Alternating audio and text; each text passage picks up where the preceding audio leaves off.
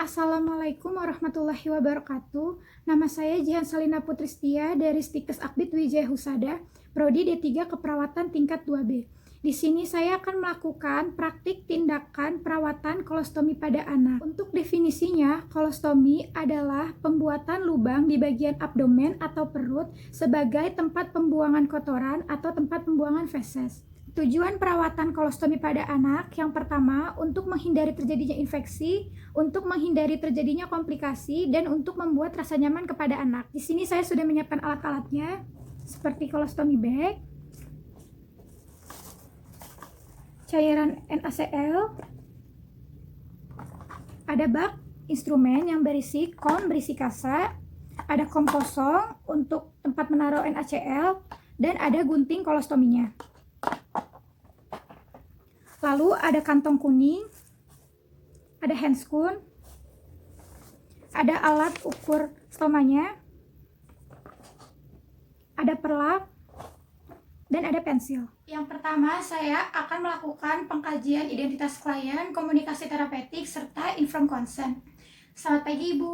Pagi. Apakah benar dengan Ibu anak Sansan? Benar. Saya perawat Jihan yang bertugas dari jam 7 pagi sampai jam 2 siang. Di sini saya akan melakukan tindakan mengganti kantong kolostomi anak Ibu ya, yang bertujuan untuk menghindari infeksi, untuk menghindari terjadinya komplikasi, dan membuat anak Ibu merasa lebih nyaman. Waktunya kurang lebih 10-15 menit, tempatnya di sini.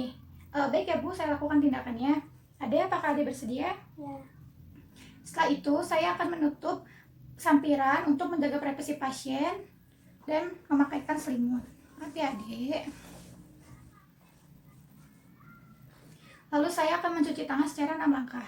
Mencuci tangan 6 langkah. Yang pertama, menggosok kedua telapak tangan, punggung tangan secara bergantian, sela-sela jari secara bergantian, buku-buku jari secara bergantian, kedua ibu jari secara bergantian, dan kuku jari secara bergantian, lalu dibilas dari ujung kuku sampai atas siku serta dikeringkan.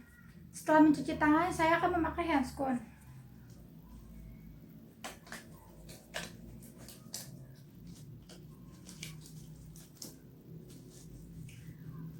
Lalu saya akan memasang perlak di bawah bokong pasien. Ade, perlaknya mau dipasang. Bisa diangkat deh bokongnya sedikit. Maaf ya.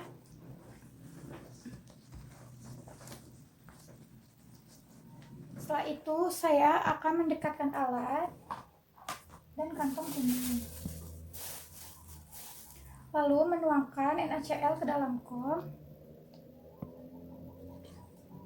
dan memasukkan kasa ke dalam kom yang berisi NaCl tersebut. Setelah itu, saya akan membuka perekat kolostomi bag dari atas ke bawah. Ade, maaf ya, saya buka bagian bajunya. Setelah itu, dibersihkan terlebih dahulu, dibuang ke kantong kuning, lalu dibuka dari bagian atas ke bawah agar feses tidak jatuh. Maaf ya, Dek. Lalu dibuang ke kantong kuning. Setelah itu, membersihkan kulit di sekitar stoma terlebih dahulu secara sirkuler. Maaf ya, Dek ya, dibersihkan terlebih dahulu agar tidak terjadi infeksi. Lalu membersihkan bagian stomanya, pastikan bersih dan tidak ada feses. Secara sirkuler juga. Maaf ya, Dek. Ade, terasa nyeri tidak? Enggak ya. Setelah itu, mengeringkan bagian sekitar stoma terlebih dahulu. Maaf ya, Dek. Secara sirkuler juga. Lalu dibuang ke kantong kuning. Lalu bagian stomanya. Maaf ya, Dek.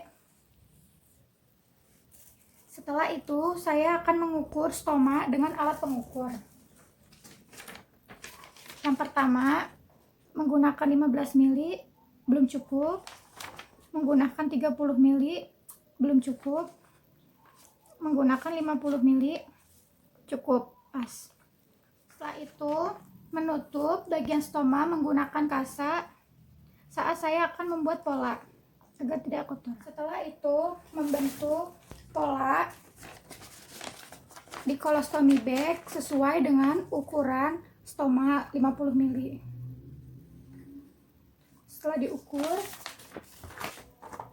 digunting sesuai pola. Pasang colostomy bag pada stoma pasien. Dibuang dulu. Tuh. Lalu dipasang jika pasien sering berbaring, pasang seperti ini.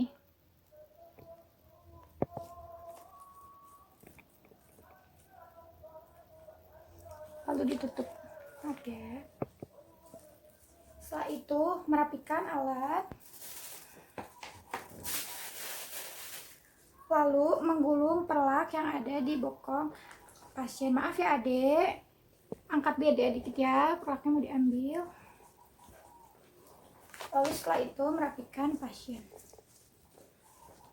Setelah itu saya akan melepas handscoon. Setelah itu saya akan melakukan terminasi dan evaluasi. Baik Ibu, saya telah selesai mengganti kantong kolostominya ya Bu ya. Sekarang sudah bersih. Adek, bagaimana perasaannya setelah diganti? Apakah lebih nyaman? Ya, nyaman. Baik Ibu, jika Ibu membutuhkan saya, Ibu bisa panggil saya di ruang perawat atau memencet bel yang telah disediakan ya Bu ya. Saya permisi terlebih dahulu. Ya. Setelah itu saya akan mencuci tangan kembali secara 6 langkah. Mencuci tangan 6 langkah. Yang pertama, menggosok kedua telapak tangan, punggung tangan secara bergantian, sela-sela jari secara bergantian, buku-buku jari secara bergantian, kedua ibu jari secara bergantian, dan kuku jari secara bergantian, lalu dibilas dari ujung kuku sampai atas siku serta dikeringkan. Sekian video dari saya. Terima kasih. Wassalamualaikum warahmatullahi wabarakatuh.